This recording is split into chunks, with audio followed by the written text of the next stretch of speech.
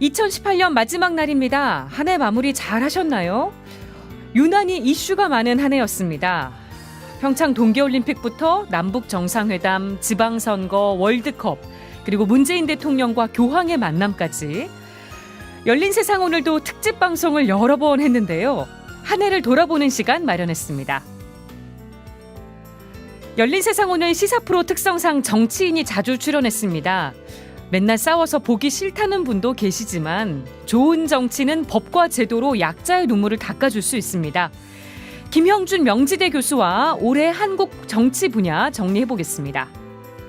그리고 국내 최대 노숙인 요양시설인 은평의 마을이 오늘부로 가톨릭교회와의 38년 동행을 마무리합니다. 은평의 마을 시설장 이향배 수녀로부터 위탁 운영을 마치는 소감 들어봅니다. 또 평화로운 세상을 꿈꾸며 지식과 아이디어를 나누는 신자 청년들의 모임이 있습니다. 의정부교구 샬롬의 회장 주원준 박사도 만나보죠. 저는 잠시 후에 돌아오겠습니다.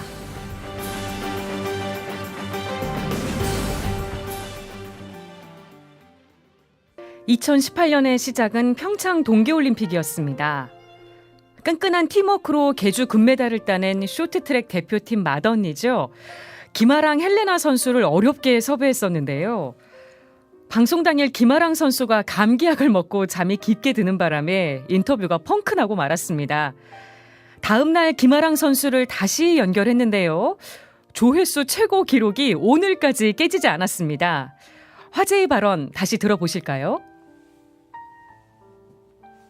김아랑 선수는 세계 선수권 대회까지 끝나면 어떤 거 가장 하고 싶으세요? 이제 진통제를 그만 먹고 싶어요. 아, 몸이 아프셔서. 네, 이게 훈련을 쉴 수가 없어서 항상 이제 진통제 먹으면서 훈련해왔었는데 이제 진통제를 네. 그만 먹고 싶은 그런? 4월엔 남북 정상이 11년 만에 만났죠.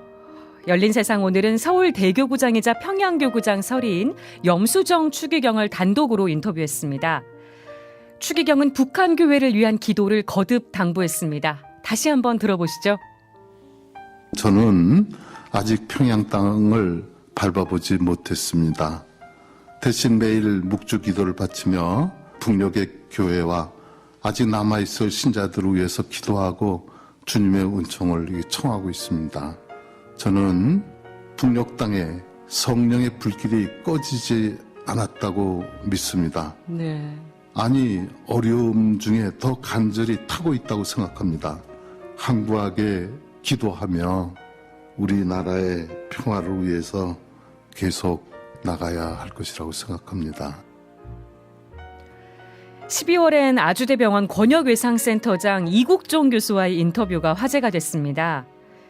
생사의 기로에 놓인 환자들을 많이 살렸지만 한편으로는 죽음을 많이 목격할 수밖에 없는 현실. 천주교 신자 의사로서 하느님의 뜻이 전해지도록 최선을 다한다는 신앙 고백이 청취자들의 마음을 뭉클하게 했습니다. 하늘의 뜻이, 주님의 뜻이 여러 사도 제자들을 통해서 이렇게 전달되는 경우가 많지 않습니까? 예, 그렇죠? 예. 저희가 부족하면은 하느님의 뜻이 끝까지 환자 개개인분들한테 가지 못하는 거죠. 부담이 많습니다. 예, 결국은 저희 힘으로 다 이렇게 되는 거는 아닌 것 같습니다. 2019년 새해가 하루도 채 남지 않았습니다. 내년엔 어떤 일들이 펼쳐질까요? 청취자 여러분은 어떤 뉴스를 기대하시나요? 새해엔 밝고 따뜻한 뉴스가 많았으면 좋겠습니다. 또 청취자 여러분의 소망도 다 이루어지셨으면 좋겠고요. 끝으로 어제 명동대성당을 찾은 신자와 시민들의 새해 소망을 들어봤습니다. 건강이 최고죠. 예, 가족들 모두 건강하고 행복하셨으면 좋겠습니다. 성가정 되는 거고요. 그리고 건강하고 행복하고. 저 지체 부자유한 사람들, 장애인들 올해는 좀 복 많이 좀 주셨으면 좋겠습니다. 저는 이제 새해니까 앞으로 지금 하고 있는 전공도 좀 더 열심히 했으면 좋겠고 돈을 좀 많이 받았으면 좋겠어요. 개인적으로. 아르바이트 하는 거? 네. 저는 올해 너무 힘든 일이 많아서 그냥 그 행복은 바라지도 않고 안 좋은 일만 안 생겼습니다. 제발 좀 사람이 좀 살 수 있는 세상으로 좀 만들어 주셨으면 좋겠습니다. 네, 지금까지 앵커 리포트였습니다.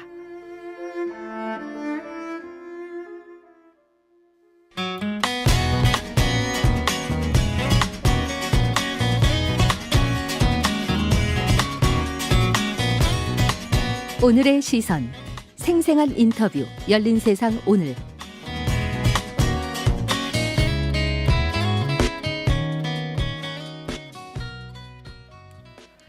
우리나라 최초이자 최대 노숙인 요양시설이죠. 서울시립 은평의 마을. 새해부터는 가톨릭교회의 손을 떠나게 됐습니다. 38년간의 아름다운 동행을 오늘 마무리하는데요. 은평의 마을 시설장이신 이향배 수녀님 만나보죠. 수녀님 안녕하세요. 예, 안녕하세요. 은평의 마을 오늘 마지막 출근이신 거죠? 네, 그렇습니다. 마음이 복잡하실 것 같아요. 어떠십니까? 예, 그렇습니다. 아무래도 아직은 실감이 안 나는 것 같습니다.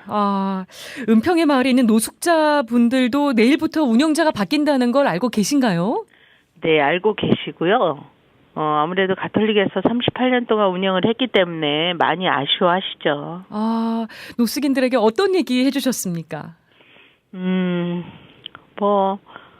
사실은 그분들은, 바라시는 게 많으실 텐데 표현은 잘 안 하세요. 그래서 그냥 열심히 건강 챙기시고 또 우리가 떠나지만 기도 중에 함께 늘 있으니까 용기 내시라고 그렇게 말씀드리고 있습니다. 네, 아마 방송 들으면서 가톨릭 교회가 은평의 마을을 더 이상 운영하지 않는 것에 대해서 의아한 분도 계실 겁니다. 여러 이유가 있는 거죠? 예, 우선은 그 대규모 시설에 대한 개선과 또 탈시설화를 요구하는 요즘의 사회 현상에 대한 부담감, 그런 것, 그리고 또 제일 큰 문제는 가톨릭 사회복지에서 조금 전에 말씀드렸듯이 대규모 시설 수탁 운영에 대한 부담감이 가장 큰 것 같습니다. 예. 수녀님 2011년부터 은평의 마을에 계셨던 걸로 알고 있는데요. 네네. 8년 동안 노숙인들과 정 많이 드셨죠? 그렇죠. 언제 가장 행복하셨습니까? 아무래도 그전에는 남자분들이라 표현력이 좀 없어요. 네. 그런데 이제 시간이 가면서 점점 낯이 있고 또 함께 산다는 거가 인지가 되면서 자기 표현을 할 때, 많다거나 적다거나 아니면 뭐가 필요하다거나 아니면 좋다거나 기쁘거나 행복하다는 그런 표현을 할 때가 가장 보람이 있었습니다. 네, 표현을 한다는 거는 그만큼 이제 마음이 서로 통한다 이런 거를 이제 의미하는 거니까요. 네네네. 네, 그래도 수녀님이 또 열정과 의욕만으로는 해결할 수 없는 어려움도 있긴 있으셨죠. 그렇죠. 어떤 게 힘에 부치셨나요? 우선은 외적으로는 노숙인들에 대한 편견이 곱지 않은 시선입니다. 그리고 또 그동안 노숙인에 관련된 법이 없다가 2013년도에 생겼는데 노숙인 재활, 자활, 요양, 급식 이런 여러 분야로 나누기는 했는데 여기에 대한 어떤 구체적인 서비스에 대한 그런 그 체계가 아직 제도화되지 않아서 그런 부분들이 참 힘들고 또 특히 요양에 맞는 어떤 인력 지원이나 이런 부분들이 많이 부족하기 때문에 어려웠습니다. 은평의 마을에 계신 노숙인 분들이 굉장히 많으시죠? 얼마나 되나요? 지금 한 750명 정도 됩니다. 예. 돌아보니 가장 아쉬움이 남는 일 어떤 걸 꼽으시겠습니까? 아무래도 그동안은 워낙 생활 환경이 좀 열악해서 환경 개선하는 데 좀 집중적으로 또 좀 신경을 썼고요.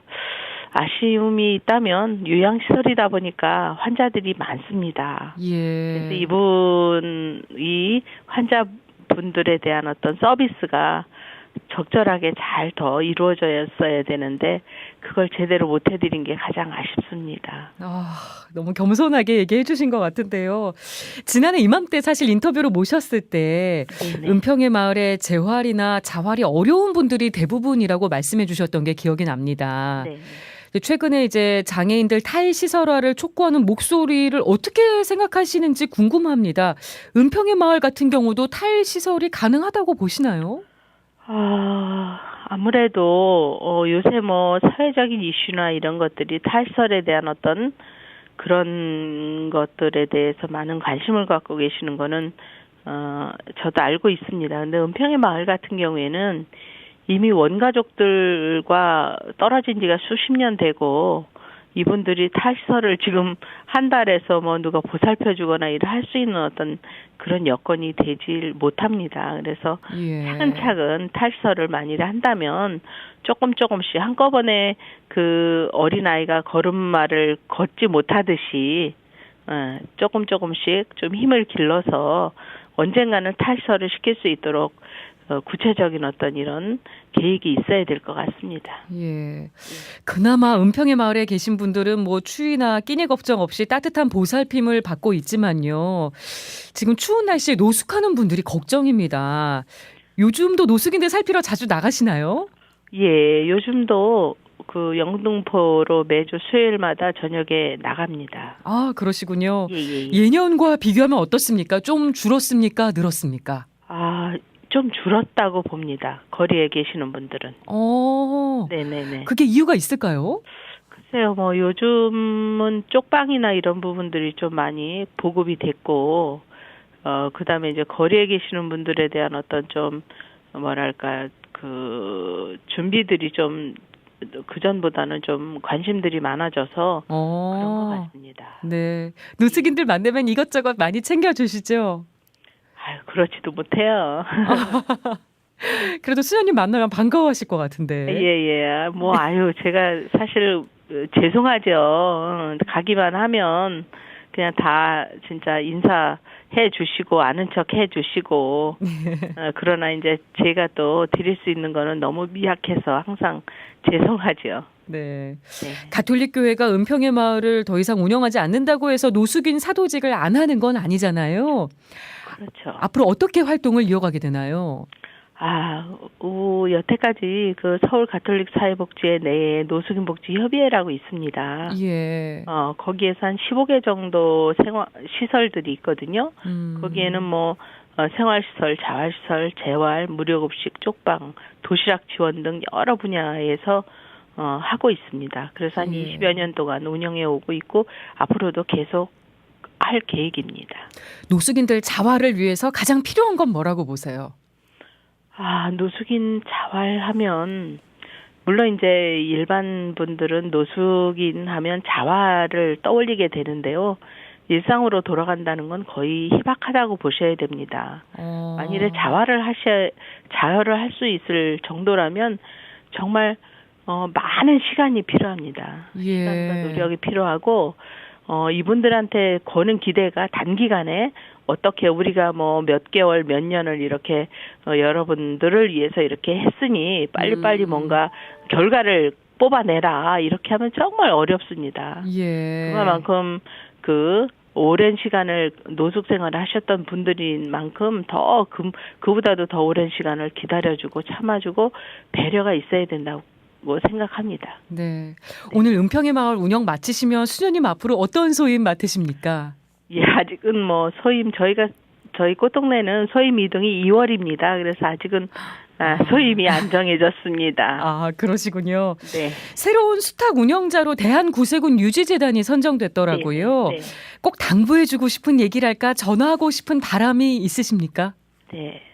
뭐 앞으로 오셔서 잘 하시겠지만 특히 이제 은평의 마을 가족들은 참으로 선하고 또 아름다운 마음씨를 가진 보물 같은 귀한 분들이라고 생각합니다. 그래서 이런 제가 갖고 있는 마음을 함께 아마 전달이 돼서 더 잘해 주실 수 있으리라 생각합니다. 그래서 이분 한 분 한 분에게 정말 여기서 살고 있는 시간들이 행복을 누리는 시간으로 채워주십사 하고 바라고 있습니다. 네. 그러시군요.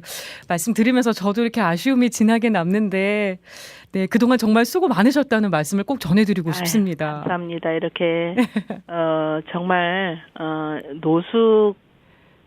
노숙인으로서 살아간다는 것이 얼마나 힘들고 고달픈 삶인데, 그런 삶 안에서 홀로 가는 것이 아니고, 내 이웃과 형제 자매가 함께 손잡고 간다면, 어렵지 않으리라 생각합니다. 그래서 모든 분들이 더욱더 관심을 가져주시고 또 내 형제 자매처럼 보듬어 주시면 훨씬 더 빨리 또 재활이나 자활이나 요양에서도 기쁨과 행복을 찾으실 수 있으리라고 생각합니다. 네. 지금까지 오늘로써 38년간의 은평의 마을 위탁 운영을 마무리하시는 은평의 마을 시설장 이향배 수녀님 만나봤습니다. 그동안 정말 고생 많으셨고요. 수녀님 인터뷰 고맙습니다. 네, 감사합니다. 행복하세요.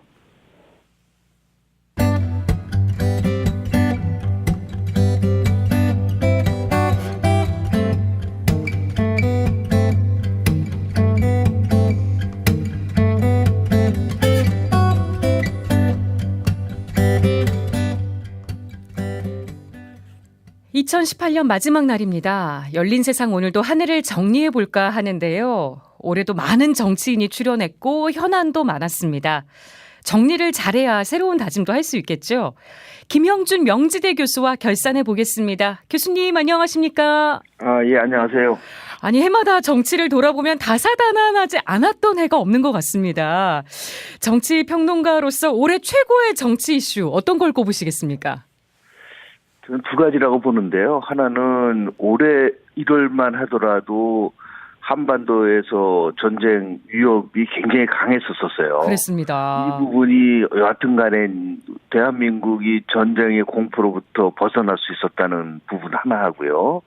두 번째는 역시 세 번의 남북 정상회담을 통해서 한반도 내에서 이 평화 체제가 구축될 수 있는 계기가 마련됐다는 거. 이 두 가지가 굉장히 크다고 봅니다. 보통 우리가 이제 시대정신이라는 말을 많이 하는데요. 시대정신이라는 건 한 번도 해보지 않았지만 반드시 해야 되는 걸 얘기하는 거거든요. 그런 의미에서 봤을 때 통일 문제라든지요, 이런 한반도 평화체제 구축이라 이거는 큰 시대정신이에요. 그러니까 올해는 시대정신이 충분히 반영될 수 있었던 한 해였다라는 말씀 좀 먼저 드립니다. 네, 남북관계를 꼽아주셨는데 마침 김정은 위원장이 어제 문재인 대통령한테 깜짝 친서를 보냈습니다. 네. 아니 내일 신년사를 곧 발표할 텐데 그 전에 친서를 보낸 거 어떻게 봐야 될까요? 일단은 처음에는 과연 이제 문재인 대통령한테만 친서를 보냈겠느냐는 생각을 한 적도 저도 있었어요. 그런데 보니까 트럼프 대통령한테도 이제 보냈다는 게 확인이 되고 있거든요. 그러니까 미국과 한국의 이런 그 친서를 보냈다는 거는 결국은 이제 비핵화 문제라든지요, 아니면은 한반도 평화 체제와 관련된 본인의 그런 의지를 굉장히 강하게 피력한 것이 아니냐는 생각을 하게 됩니다. 그리고 친서 내용을 보면 물론 이제 내일이면 이제 신년사가 나오지 않겠습니까? 그렇죠. 그럼에도 불구하고 이례적으로 신년사 발표 이틀 전에 보냈다는 얘기. 그중 핵심은 뭐냐면 같은 올해와 마찬가지로 내년에도 자주 만나서 한반도 평화 이 문제를 지속적으로 끌고 가자라고 하는 그 내용이 담고 있기 때문에 큰 틀 속에서 보면 뭐 바람직하죠. 제가 조금 전에 말씀드린 한반도 평화체제도 대통령도 올해를 한반도 평화체제 구축의 원년이라고 얘기를 했고 그 대결에서 이제 평화 협력의 시대로 갈 수 있는 새로운 계기를 마련했다라는 측면에서 이것은 뭐 결국 이제 김정은 위원장이 대한민국과 미국에게 동시에 자신의 그 비핵화 의지를 여하튼 천명했었다라는 면에서 보면 좀 의미가 있다고 봅니다. 네, 김 위원장이 답방을 못해서 아쉽다고 친서에서 밝혔습니다만 내년에 서울 답방이 이루어질 거라고 보시나요? 저는 1월 1일 신년사에서 내년도 서울 답방에 대한 나름대로의 메시지가 담겨 있지 않을까 하는 생각을 조심스럽게 전망해 봅니다. 근데 이제 이틀 전에 보낸 그 메시지 내용을 보면은 앞으로 상황에 따라서라는 그런 실은 단서가 달려져 있어요. 그런데 결국 이제 두 가지가 핵심적 사항 아니겠습니까? 김정은 위원장이 서울 답방이 언제 할 것이냐, 그리고 2차 북미 정상회담이 언제 이루어질 것이냐라는 부분이거든요. 그런데 지금 많은 이제 전문가들은 2차 북미 정상회담 이전에 결국은 서울 답방을 통해서 다시 한번 그 2차 북미 정상회담의 여러 의제라든지 아니면 방향이라든지 이런 것들이 정해지지 않을까라고 조심스럽게 예측하는 전망들이 많거든요. 그렇다고 따진다면은 아마도 1월 1일 신년사가 끝난 뒤에 남한을 찾겠다라는 내용이 김동연 위원장의 1월 1일 신년사에 포함되지 않을까라고 생각을 합니다. 네, 그렇게 예상을 하시는군요. 네네네. 6.13 지방선거도 올해 중요한 이슈였습니다. 뭐 더불어민주당의 승리, 자유한국당의 참패로 끝났는데요. 네네. 6개월이 지난 지금 돌아보면 지방선거 결과에 담긴 민심이 잘 구현되고 있다고 보시나요? 일단 이제 선거라는 거는 국민들이 어떠한 나라를 만들어 갈 것이냐에 대한 나름대로의 심판의 기능도 있고 희망의 기능도 있는 거거든요. 예. 그러니까 6월 13일 날 지방선거라는 새 정부가 출범하고 나서 한 1년 정도 지난 다음에 치러진 선거였기 때문에 이 중간평가의 성격이 어느 정도는 갖고 있었어요. 예. 그런데 그러한 그 지방선거에서 여당이 이제 압승을 이제 했는데 제가 볼 때는 그 선거에서 조금 전에 말씀드린 것처럼 까지만 하더라도 문재인 정부에 대한 기대가 굉장히 강했던 거라고 보는 거죠. 예. 그런데 지금 이제 그로부터 6개월이 지난 이유는 통상 제가 정치 과정을 연구를 하면서 본 그 핵심적 사항은 1년 6개월의 법칙이라는 게 있습니다. 그러니까 예. 5년 단임제 국가에서는 1년 6개월이 지나면 자연스럽게 국민들이 기대했던 것이 얼마만큼 이루어졌느냐라는 성과에 굉장히 많은 비중을 두고 있습니다. 근데 6개월 전의 기대와 지금 연말에 있어서의 성과 사이에서 상당한 차이가 있는 것이죠. 예. 그래서 러너라고 하는 사람은 제이커브 그 CEO라고 그래서 기대의 상승은 굉장히 큰데 그것이 만족할 만한 성과를 내지 않을 때는 민심이 폭발한다라는 이론들이 있어요. 그러니까 그 중에서도 경제 문제가 너무 심각한 거예요. 예. 정부가 추구하는 여러 가지 소득적 성장을 포함해서 소득이 늘면은 결국 소비가 늘고 소비가 늘면은 당연히 경제가 활성화되는 이러한 선순환 구조가 이루어질 거라고 봤는데 이러한 소득적 성장이 여기서 나오는 여러 가지 최저임금이라든지 52시간 근로시간 단축이라든지 이런 것들이 기대한 만큼의 효과를 가져오지 못했다는 겁니다. 그러니까 예. 이런 것들이 이제 국민들이 그 경제 문제와 관련된 어려움들 이런 것이 실질적으로 조사에서 나타나서 최근에는 대통령 부정의 지도가 긍정보다는 부정이 많은 예. 이런 레드크로스까지 나왔었지 않았나 생각을 합니다. 네, 그러니까 6.13 지방선거 결과 때와는 지금 상황이 좀 많이 달라졌다고 보시는 거네요. 그렇습니다. 네네. 네. 인터넷 댓글 조작 혐의로 기소된 드루킹, 이 드루킹 특검도 올해 정치권을 강타한 뉴스 중에 하나인데요. 수사 과정에서 노회찬 의원이 사망하는 일까지 벌어졌습니다. 드루킹 특검에 대해서 비판적인 평가가 많은데 교수님은 어떻게 보시나요? 글쎄요, 참 그 안타까운 일이죠. 우리 노회찬 의원님께서 이렇게 그 비극적 선택을 하셨다는 것에 대해서는 참 안타깝습니다. 진보 정치의 아이콘이었었고요. 예. 저도 뭐 많은 그 토론에서 만나서 한국 정치의 희망이라고 할 정도로 많은 그런 그 개혁적인 어젠다를 가지고 국민들을 위해서 노력을 하셨었는데 참 안타깝습니다. 예. 근데 이제 우리가 봐야 될 부분은 뭐냐면 여하튼 문재인 정부에서는 이런 그 한마디로 얘기해서 무슨 뭐 민간인을 사찰한다든지 무슨 뭐 예를 들어서 이렇게 댓글 조작이 있었다든지 이런 말 자체가 나오는 것은 이 정부가 추구하는 적폐청산과는 거리가 멀어도 한참 먼 거란 말이에요. 예. 이런 것이 한 점의 의혹도 없이 이제 밝혀져야 된다라는 데 대해서는 많은 사람들이 이제 공감하고 있는 부분이고 그렇기 때문에 오히려 이제 드루킹 특검에 대한 비판 여부를 넘어서서 대한민국의 민주주의가 보다 안전하고 성숙하게 가기 위한 민주주의는 완전한 제도는 아니에요. 보다 완전한 것을 향해서 가는 겁니다. 예. 그런 의미에서 봤을 때 이 정부가 여하튼 이 부분에 대해서 명쾌하게 밝힐 거는 밝혀야 된다라고 하는 어떤 면에서 보면은 의무감도 있었던 거라고 저는 봐요. 그런 의미에서 봤을 때 이런 것들을 그냥 덮어놓고 간다고 해서 우리가 얘기하는 새로움을 찾을 수는 없다고 본다는 것이죠. 예. 그래서 결국은 이것이 최종적으로 판단될 수 있는 것은 특검이 아니에요. 결국은 사법부, 특히 법원에서 어떠한 판결이 나오냐라는 부분 아니겠습니까? 예. 그런데 결국은 민주주의에서 가장 중요한 거는 결과가 아니라 과정이라는 측면에서 봤을 때 여러 면에서 봤을 때 우리 노회찬 전 의원의 안타까운 부분들 이런 것들이 이제 발생된 것에 대해서는 참으로 아쉬운 부분도 많고 좀 안타까운 부분이 있었다는 말씀 좀 드립니다. 네. 지금 또 아까 언급해 주셨습니다만 김태우 수사관으로부터 시작된 이 청와대 특감반 비위 논란으로 아주 시끄럽습니다. 네네. 오늘 임종석 비서실장과 조국 민정수석이 국회 운영위원회에 출석을 한다고 합니다만 이번 일 어떻게 보세요? 정말 뭐 민간인 사찰이랄지 이런 의혹이 있다고 보십니까? 아니면 뭐 여당의 주장대로 개인의 일탈이라고 보십니까? 사찰과 감찰의 이제 그 차이인데요. 사찰이 이루어지려고 한다면 세 가지의 보통 조건을 얘기를 합니다.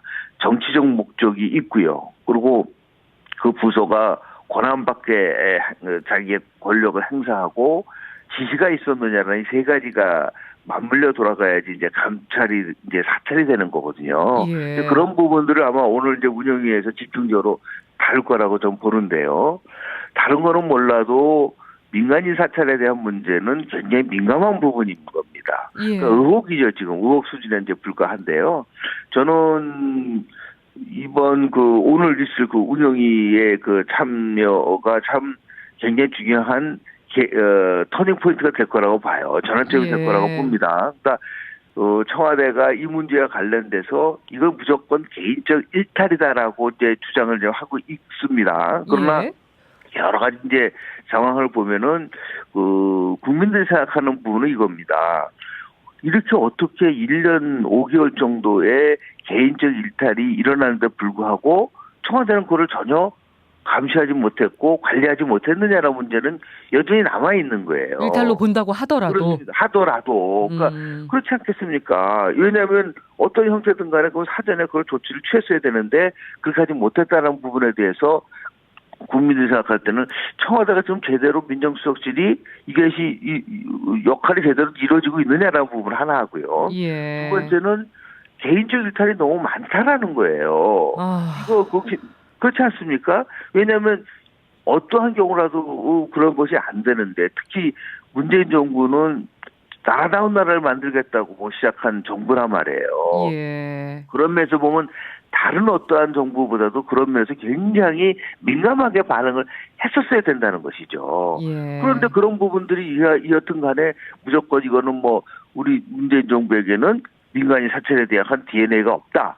라든지요. 미꾸라지다. 이렇게 감성적 조건을 통해서 이 문제를 해결해서는 안 됩니다. 예. 보다 실체적으로 진실되게 국민에게 해명을 해서 오늘 운영위원회가 끝나면 많은 국민들이 상황에 대한 것을 이해를 할 수 있게끔 적극적으로 해명을 할 필요가 좀 있지 않나 생각을 좀 합니다. 네. 새해 정치인들이 더 좋은 정치를 펼칠 수 있도록 덕담이랄까 조언을 좀 해주실 수 있을까요?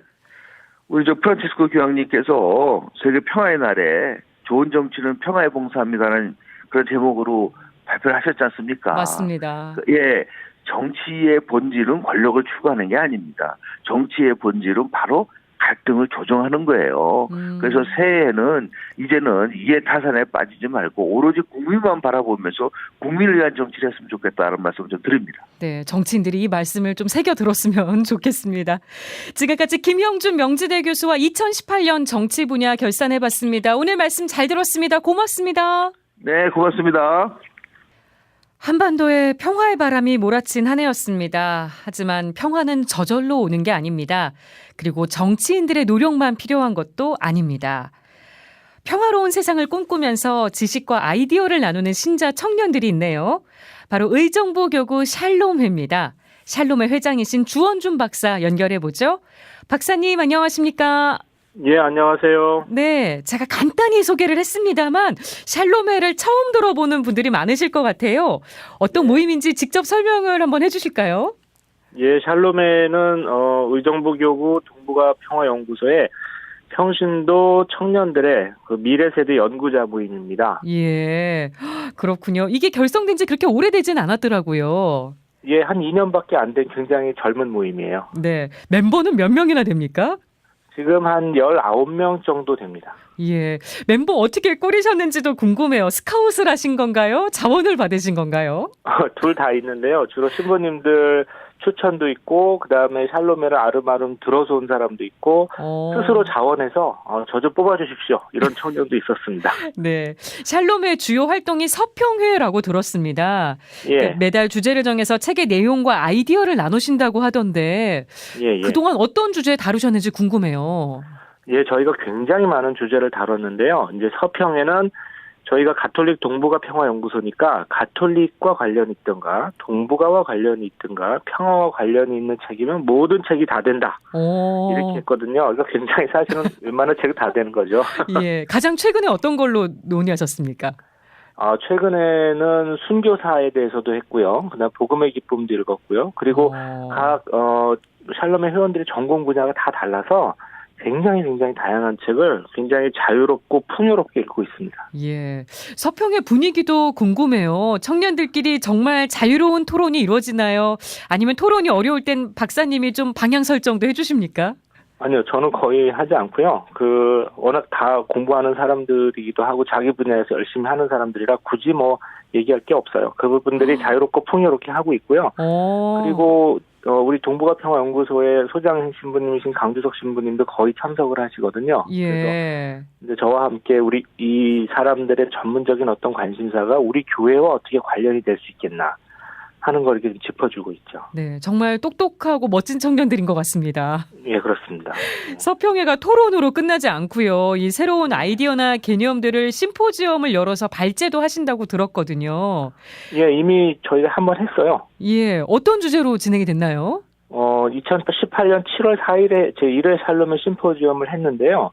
거기서 한정민 우리 회원이 안보 개념에 대해서 아주 독특한 안보 개념을 한번 우리가 잘 모르는 것 같다. 우리가 안보를 너무 좁게 생각하는 것 같다. 이런 얘기를 한번 했고요. 두 번째로 윤인선 회원이 안중근 토마스에 대해서 우리가 이제 우리나라의 시각만 알고 있는데 일본, 러시아, 중국에서 안중근과 관련된 서사는 어떠한가, 그들의 시각은 어떠한가, 이거를 좀 신선하게 한번 발표한 적이 있습니다. 네, 마침 내일이 세계 평화의 날입니다. 예. 그래서 청년들이 말하는 평화, 또 새로운 평화는 어떤 모습일지 궁금한데요.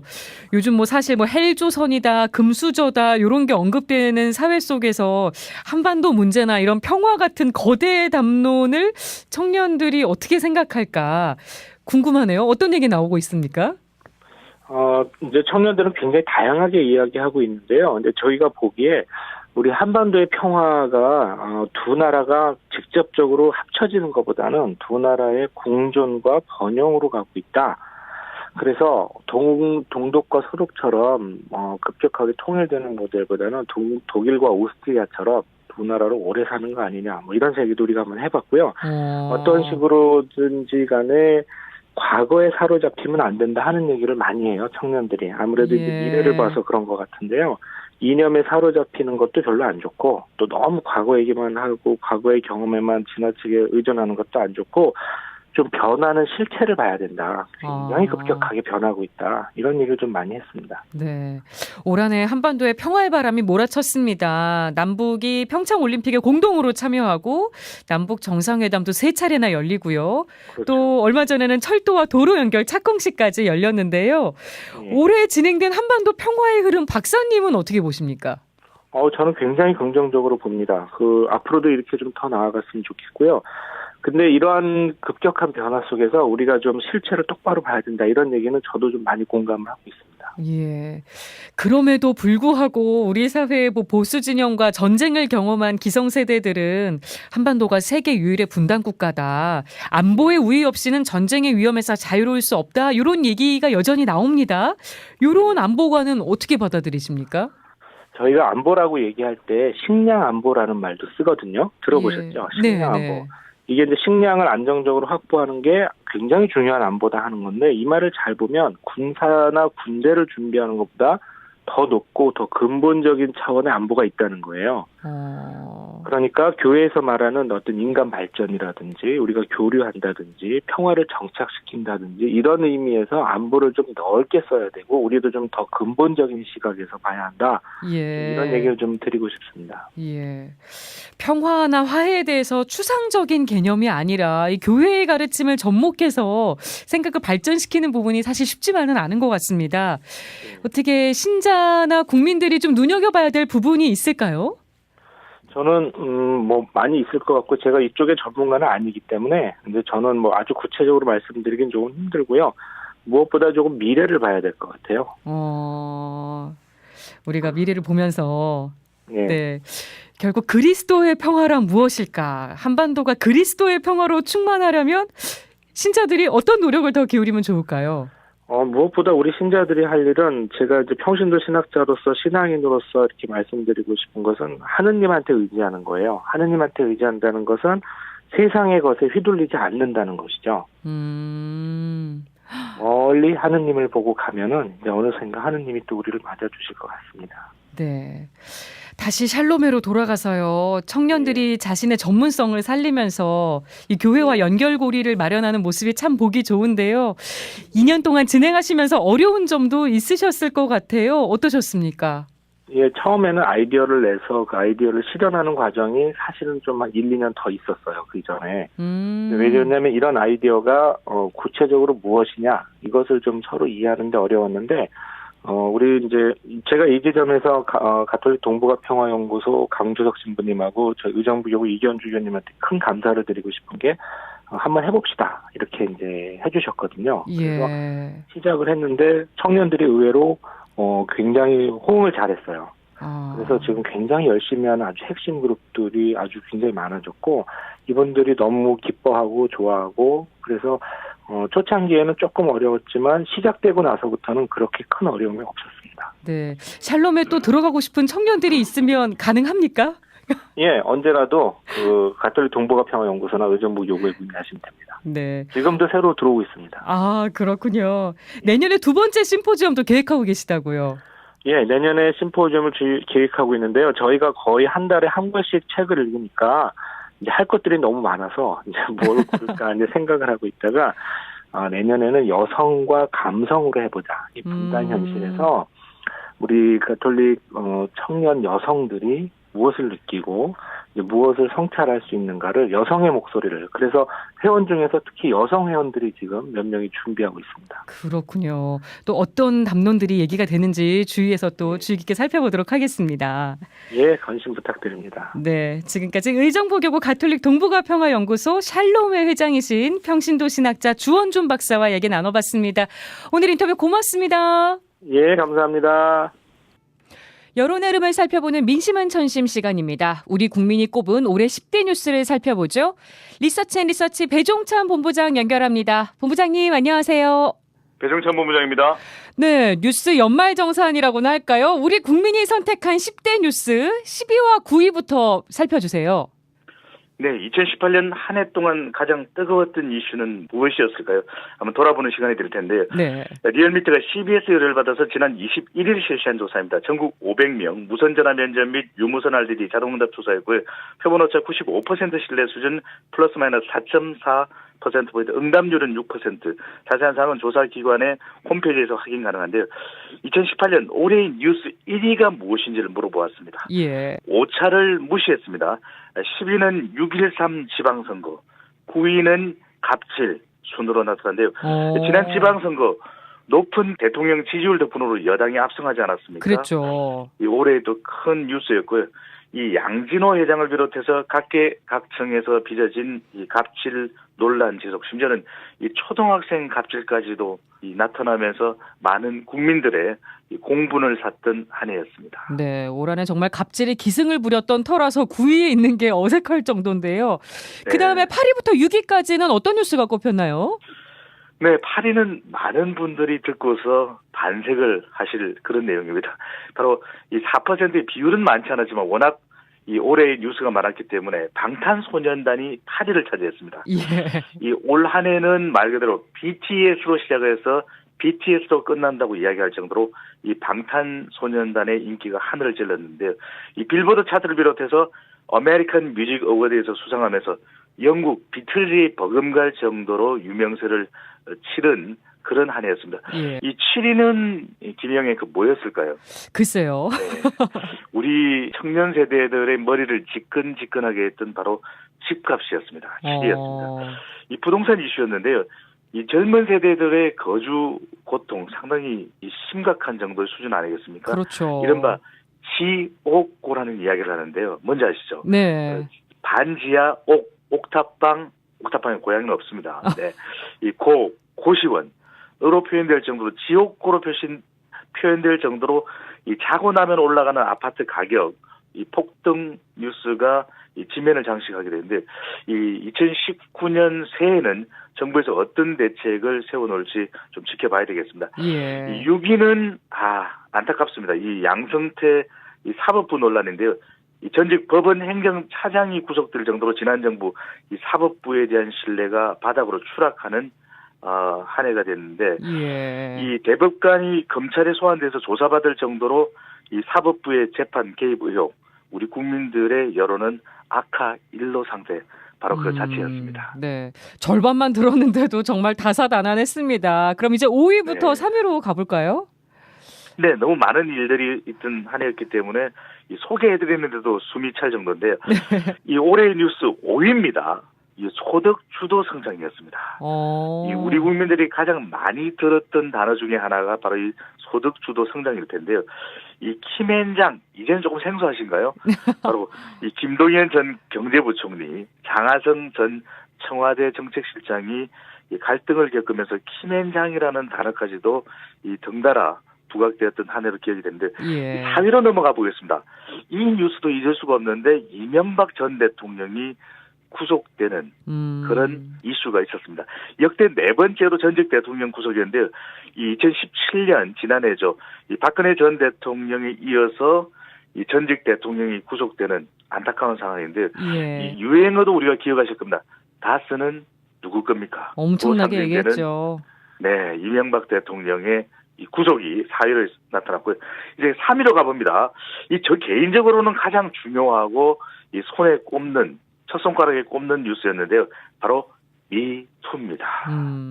이 우리 사회 평등의 하사를 쏘아 올린 일대 사건이었는데요. 시작은 이 서지현 검사로부터 시작이 되었습니다. 예. 이 한국 사회에 너무나 만연해 있던 이 성폭력, 성차별을 수면 위로 끌어올리는 계기가 되는데요. 저는 이거 우리가 유야무야 돼서는 절대로 안 됩니다. 2019년에도 이 미투, 성차별과 성폭력이 근절되는 이 한 해가 되어야 된다는 의미에서 저는 미투를 제 스스로는 1위로 꼽았고요. 예. 이번 이 순위는, 조사 결과의 순위는 3위로 나타났습니다. 네, 이제 대망의 2위와 1위가 남았습니다. 빨리 소개해 주시죠. 이게 뭐라고 저까지 이렇게 긴장이 되는지. 네, 1위를 턱밑까지 쫓아간 올해의 뉴스 2위는 아직도 뜨거운 감자가 되고 있는 최저임금이 18.3%로 2위를 차지했는데요. 네. 이 올해보다 약 10% 시급이 오른 2019년 최저임금 인상에 대해서 아직까지도 이 정치적 입장별로 또 이 직업별로 현격한 이견이 발생하고 있는데요. 네. 이 최저임금 관련해서는 대구, 경북, 충청에서는 올해 1위를 제꼈습니다. 1위 뉴스로 최저임금이었습니다. 대망의 1위입니다. 두구두구두구두. 김영애 그 뭐였을까요? 그러게요. 전 대충 짐작되는 게 있습니다. 네, 아마 그 짐작이 1위입니다. 바로 정상회담이었습니다. 대한민국 2018년 결코 잊을 수 없는 대망의 1위 뉴스 정상회담인데, 이 4월 판문점 그리고 5월 또 판문점에서 판문 가게에서의 남북 정상회담이었고요. 이 9월에 평양 방문, 말 그대로 2018년은 이 정상회담의 해였다라고 해도 과언이 아닐 정도로 예. 1위 이 화제의 뉴스로 최종적으로 선정되는데요. 이 문재인 대통령과 김정은 위원장이 판문점에서 첫 만남 너무 벅차지 않았습니까? 네. 이슈 그 자체였던 한 해였습니다. 네. 그럼 2018년을 빛낸 인물들도 한번 살펴볼까요? 이번엔 5위부터 시작하네요. 네, 인물들로 넘어가보겠습니다. 역시 리얼미터의 조사인데요. TBS 의뢰를 받아서 지난 26일 실시한 조사입니다. 전국 501명, 95% 신뢰 수준 플러스 마이너스 4.4%포인트, 응답률 7.1%, 나머지 조사 기여는 앞선 조사와 동일합니다. 올해 최고 인물, 김혜영 앵커가 꼽고 계시는 최고의 인물이 누구인지도 궁금한데, 자, 5위 공개합니다. 예. 누구였을까요? 한국 사람이 아닌 사람과 한국 사람 한 사람이 공동 수상을 했습니다. 5위. 트럼프 미국 대통령입니다. 예. 그리고 공동 5위는 손세이션을 아시겠죠? 손흥민 네. 선수가 차지를 했습니다. 이 두 사람 다 모두 내년에 더욱 주목이 되는데요. 아니, 손흥민 선수야 뭐 잘하면 되는 것인데. 근데 트럼프 대통령이 의외네요. 네, 얼마나 또 트러블을 일으킬지. 트러블 대통령이냐, 트위터 대통령이냐, 트럼프 대통령이냐 지켜보겠습니다. 네. 자, 4위. 이분만 생각하면 가슴이 좀 아립니다. 왜 대한민국은 더 잘해드리지 못할까? 예. 이 응급 구조 체계에 대한 애정과 열정으로 한길을 걸어오고 있는 바로 대한민국에서 가장 유명한 닥터죠. 이국종 아주대 중증외상센터장이 차지했습니다. 예. 자, 3위로 넘어가 보겠습니다. 올 한 해를 자신의 한 해로 만들어버린 또 등장을 하네요. BTS. 대단합니다. Fake Love, Fake Love. 네, 안 부를 수가 없네요. 이 전 세계적으로 히트를 했는데 내년에도 더 큰 활약 기대해 봅니다. 예. 마지막으로 올해 인물 1위와 2위가 남았습니다. 누굽니까? 네, 1, 2위는 정말 치열했습니다. 2위 박항서 감독입니다. 와, 대단하네요. 열심히 일한 당신 박항서 떠나라, 박항서 감독인데요. 네, 이것도 아재 개그 시도되네요. 네. 이 베트남에서 뭐 전설적인 인기인데요. 자, 대망의 1위 시간 관계상 이제 소개를 해드려야 될 것 같습니다. 예. 자, 누굴까요? 이것도 짐작되는 분이 있습니다. 전체 25%를 득표한 1위 문재인 대통령이었습니다. 네. 이 평창 올림픽을 거쳤고 남북 및 북미 정상회담 그리고 평양 정상회담으로 최고의 한 해를 보낸 문 대통령.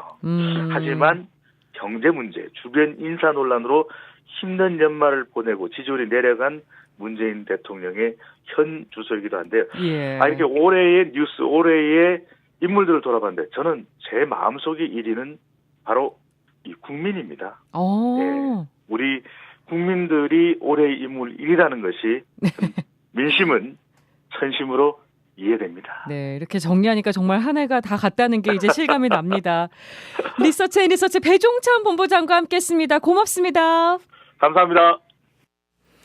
네, 새해 마지막 날 날씨 2018년의 마지막 날 날씨를 전해드릴까요? 오늘도 추위가 계속되고 있습니다. 현재 중부 내륙은 영하 15도 안팎, 전북과 경북 내륙은 영하 10도까지 떨어져 있네요. 낮에는 어제보다는 기온이 높겠지만 평년 수준을 밑돌아서 여전히 춥겠습니다. 그리고 해넘이 해돋이 소식 궁금한 분들 많으시죠? 다 즐길 수 있을 것 같습니다. 오늘 해넘이는 저녁 5시 20분에서 40분경, 해돋이는 정동진에서 아침 7시 39분, 호미곶에서 7시 31분 정도에 예상이 된다고 합니다.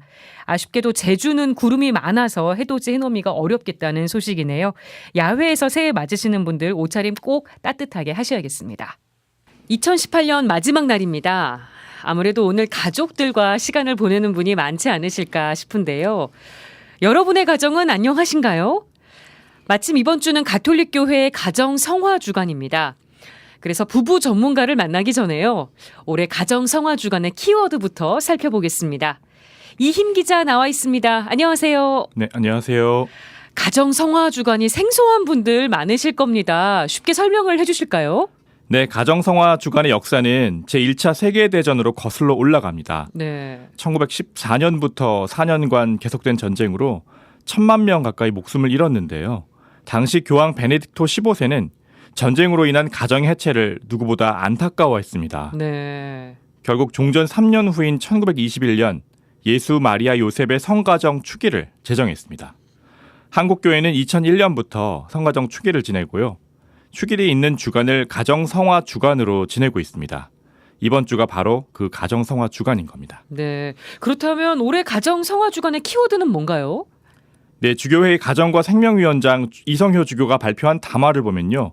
키워드는 가정폭력과 미혼모입니다. 네. 아니, 둘 다 우리 사회에 아주 해묵은 문제들이잖아요. 지난해 가정폭력으로 살인사건까지 벌어졌었는데요. 네. 강서구 주차장 살인사건을 기억하시는 분들이 많을 텐데요.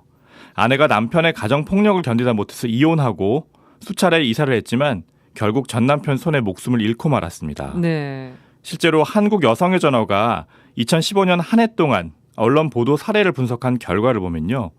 우리나라 여성 1명이 이틀에 한 번꼴로 남편이나 애인으로부터 살해되거나 살해 위협을 받는 걸로 나타났습니다. 생각했던 것보다 더 많네요. 네, 언론에 보도된 것만 정리한 게 이 정도니까요.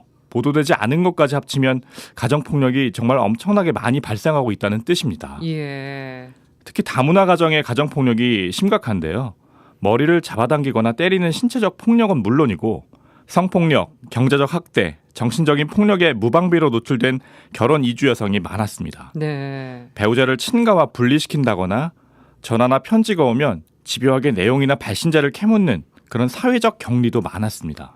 정말 가슴 아픈 일입니다. 네, 이성효 주교는 우리 사회에 널리 퍼져 있는 죽음의 문화가 생명의 보금자리인 가정 안에 깊이 들어와 있다는 사실이 두렵기까지 하다고 말했습니다. 예. 그러면서 부부 사이에, 부모와 자녀 사이에 벌어지는 온갖 형태의 폭력은 생명뿐만 아니라 가족 구성원 모두의 생명을 위태롭게 한다고 지적했습니다. 예.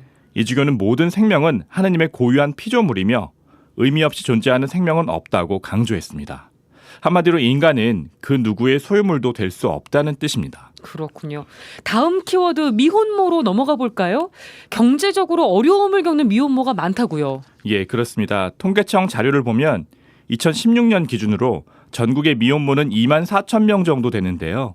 미혼모들의 월 평균 수입이 약 83만 5천 원으로 기초생활수급자가 많았습니다. 네. 연령별로는 10대가 1.4%가량이고 30대 후반이 20.3%로 가장 많았습니다. 대한민국의 보통 엄마들 나이대와 비슷하다는 것을 알 수 있었습니다. 아니 올해 최저임금으로 받을 수 있는 월급이 157만 원 정도니까요. 절반 정도밖에 안 되는 거네요. 예, 그렇습니다. 사회적 편견과 차가운 시선을 무릅쓰고 용감하게 생명을 지켜낸 미혼모들인데요.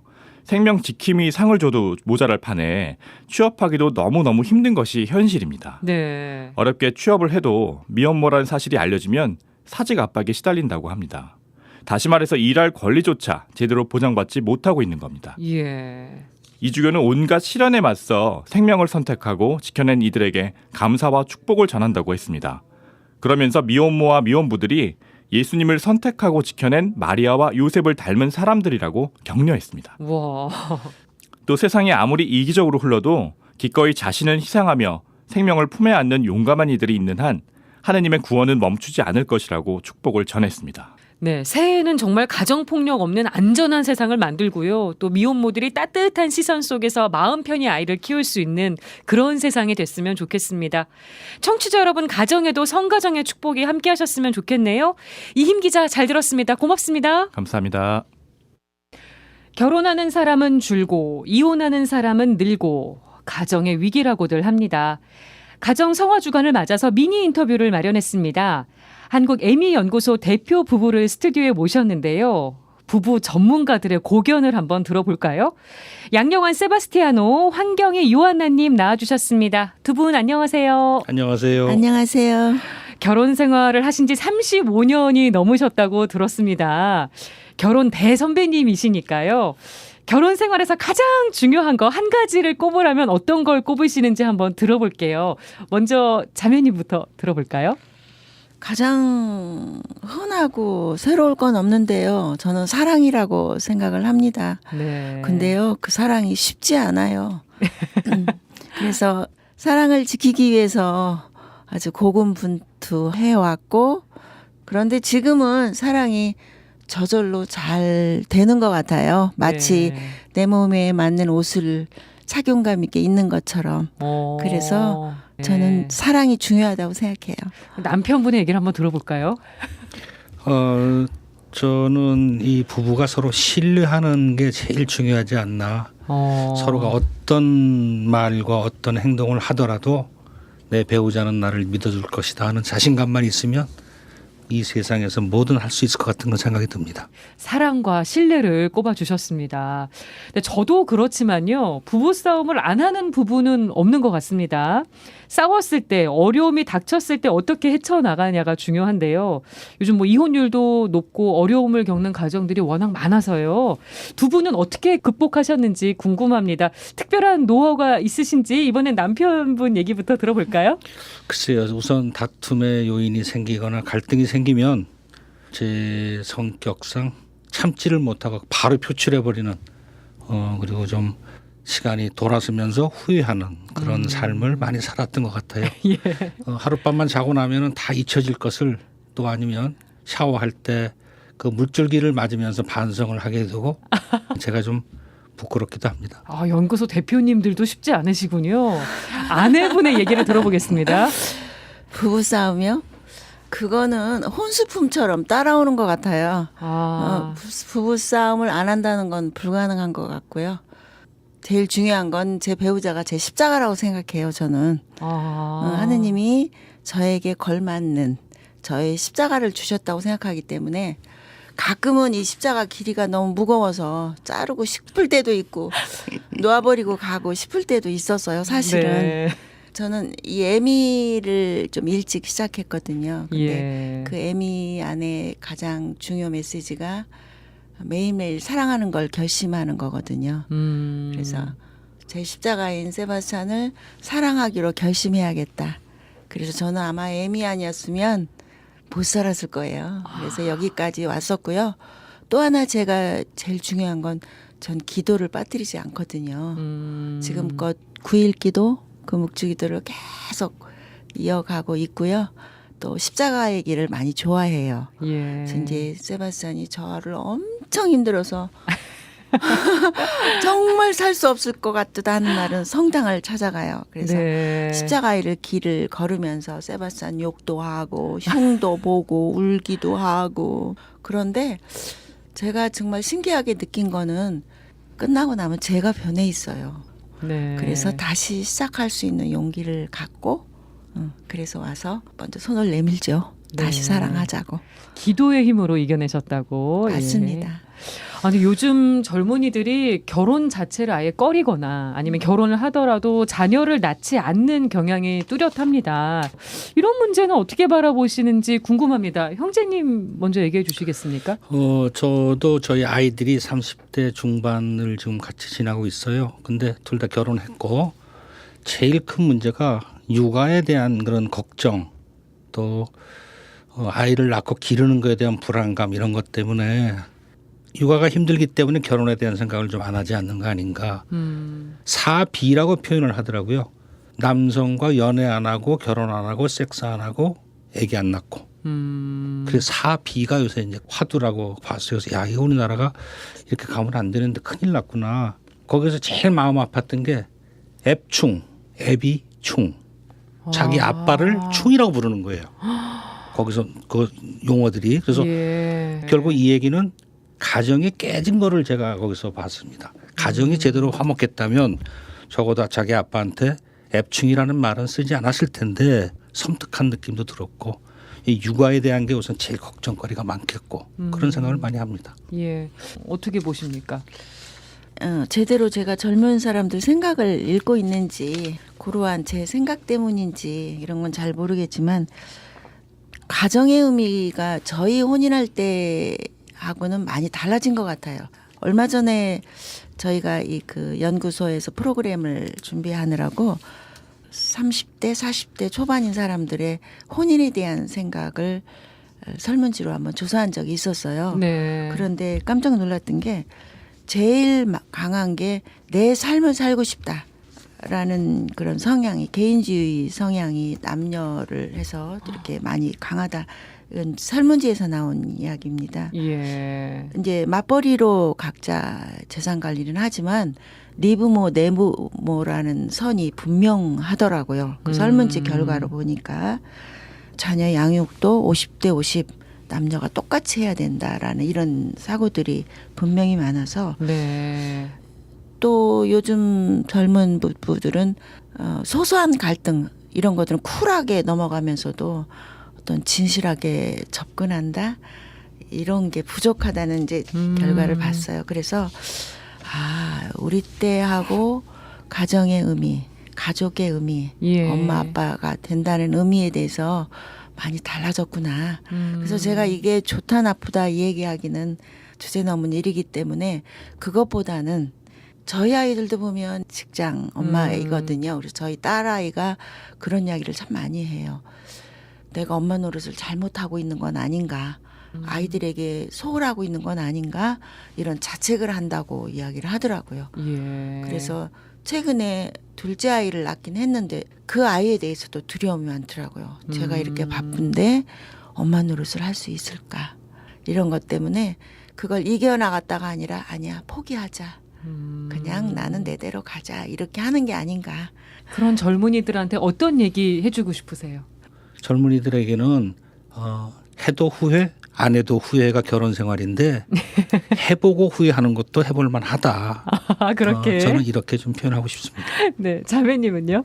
저도 지금 그 같은 얘기를 하고 싶어요. 어떤 길을 갈 수도 있고 안 갈 수도 있는데 안 가보고 거기에 대한 생각을 하는 것보다는 걸어가 보면 물론 돌밭길도 있지만 꽃길도 있거든요. 그래서 꼭 가보고 행해보고 그래서 저는 주변에 그런 이야기를 제일 많이 해요. 예, 저희에게 상담할 때 이혼하고 싶다는 배우자에 대한 어려움 얘기를 할 때 저울에 무게를 달아라. 이혼하고 혼자 살 때 무게와 같이 살 때 무게를 재서 어느 쪽이든 가벼운 쪽으로 그게 맞는 거다. 그렇게 이야기를 해요. 예. 그런데 대부분 좋은 쪽으로 가더라고요. 그래서 저희 경험으로는 가보고 후회하자. 그게 맞다고 생각합니다. 가정이 또 생명이 태어나는 터전이기도 하잖아요. 자녀 낳아서 기르시면서 언제 가장 행복하셨는지 짧게 한 말씀씩 듣고 마칠까요? 그건 자신 있게 말할 수 있어요. 엄마 냄새가 좋고 엄마가 우리 엄마라 좋다 이렇게 말할 때 아이가 그때가 최고로 행복했습니다. 네, 남편분은 어떠셨어요? 저희 아이들은 아직도 저희와 함께 하는 거를 즐겨하고 진짜요? 내가 어디 휴가 계획을 세워서 같이 가자 할 때 흔쾌히 같이 가주는 그런 우리 내 자녀들 또 손녀들 너무 행복하게 잘 기뻐하게 생각하고 있습니다. 네, 어디든 흔쾌히 함께 가주는 자녀들의 모습에 흔히 맞아요. 뭐 중학교만 들어가도 안 가려고 안 따라가려고 한다는데 저희 자녀들은 대학생 때 성인이 돼서도 아빠랑 같이 휴가 가는 걸 제일 좋아했어요. 네, 정말 화목한 성가정이신 것 같습니다. 네. 감사합니다. 네, 가정 성화 주간을 맞아서 한국 에밀 연구소 대표 부부이신 양영환 세바스티아노 또 한경희 요한나 자매님 만나봤습니다. 오늘 두 분 나와주셔서 고맙습니다. 감사합니다.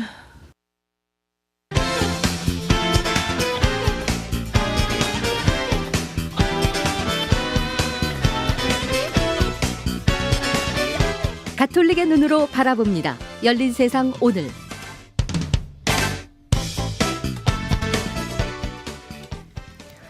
장애인이나 이주민들 취업이 어려운 건 다들 알고 계시죠? 직원 5명 중에 4명이 장애인과 이주민인 카페가 있습니다. 인천교구가 문을 연 카페인데요. 이름이 I got everything입니다. 맹현균 기자가 카페 축복식 현장에 다녀왔습니다. 커피를 뽑는 기계와 머그잔 등 집기들이 정갈하게 놓여 있습니다. 지난 27일 인천 중구에 자리한 인천교구 사회복지센터 1층에 문을 연 I got everything이라는 카페입니다. 카페와 연결된 통로로 들어가면 까리타스 성물센터가 방문객을 반깁니다. 인천교구 총대리 정윤화 신부는 카페와 성물센터 곳곳을 축복합니다.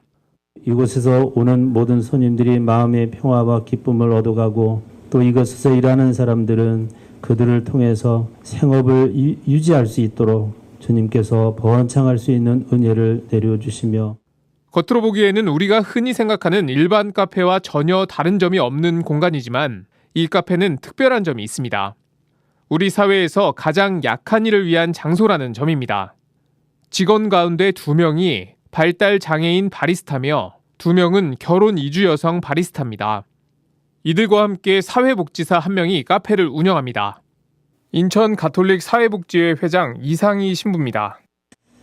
이곳에서 일하시는 장애인분들과 또 다문화 여성분들의 I got everything 카페 이름처럼 모든 것의 모든 것인 하느님의 사랑을 얻고 나눌 수 있기를 간절한 마음으로 기도하면서 또한 그런 소망을 가지고 저도 함께하도록 하겠습니다. 카페는 지난 7월 한국장애인개발원의 중증장애인 일자리 창출 사업에 선정돼 문을 열게 됐습니다. 직원들은 손님들이 조금의 불편함도 느끼지 않도록 열심히 훈련을 받았습니다. 발달장애인 바리스타 임준혁 군입니다. 에스프레소 샷을 볶고요. 우유 스팀 만들고요. 그리고 음료 만들 때 재량해서 만듭니다. 제가 만든 커피를 사람들에게 나눠준다면요. 앞으로 더 많은 사람들을 위해 더 열심히 노력하고 싶습니다. 매주 화요일에서 일요일 오전 10시부터 오후 8시까지 손님 받을 준비를 모두 마쳤습니다. 직원들은 왼쪽 가슴에 자신의 이름을 달고 당당하게 커피를 서빙합니다. 총대리 정윤화 신부는 카페가 하느님의 말씀을 나누고 어려운 이웃을 위해 빵을 나눌 수 있는 장소가 되길 기원했습니다. 가톨릭의 중요한 목적이기도 합니다. 하느님을 가르치기도 하지만 많은 사람들에게 빵을 나눠주는 그런 사회복지나 이런 것들을 중요한 예수님의 가르침으로 이제 실천하고 있는데 이곳에서도 아마 그런 좋은 일들이 일어나고 한 손에 빵과 한 손에 성경책을 실천할 수 있는 그런 장소가 되기를 바랍니다. 우리는 매일 하루 3분의 1 이상 일을 하며 살아갑니다. 예수님도 평생을 몫으로 살았던 노동자였고 제자들 역시 노동자들 가운데 뽑혔습니다.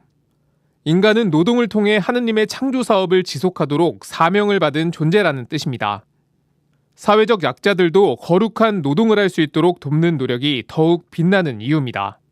인천교구의 이 같은 노력은 가장 취약한 이들에 대한 보호와 지원을 최우선적으로 해야 한다는 가톨릭교회의 가르침을 떠올리게 합니다. CPBC 맹현균입니다. 네, 아까 올해 10대 뉴스 전해드린 것 중에 2위가 최저임금이었죠. 최저임금과 관련해서 오늘 중요한 국무회의 주목됩니다. 최저임금 산정 기준 시간에 법정 주유 시간과 약정 주유 시간을 어떻게 할지 결정하는 이 최저임금법 시행령 개정안이 오늘 오전 국무회의에 상정됩니다. 현재로서는 법정 주유 시간은 포함을 하고 노사 간 합의로 정한 약정 휴일 시간과 수당은 제외하는 방안이 유력해 보이는데요. 지금 또 이 노사 양측의 입장과 주장이 워낙 팽팽하게 맞서고 있어서 오늘 정말 국무회의에서 의결이 될지 내년부터 어떻게 적용이 될지 눈여겨봐야겠습니다.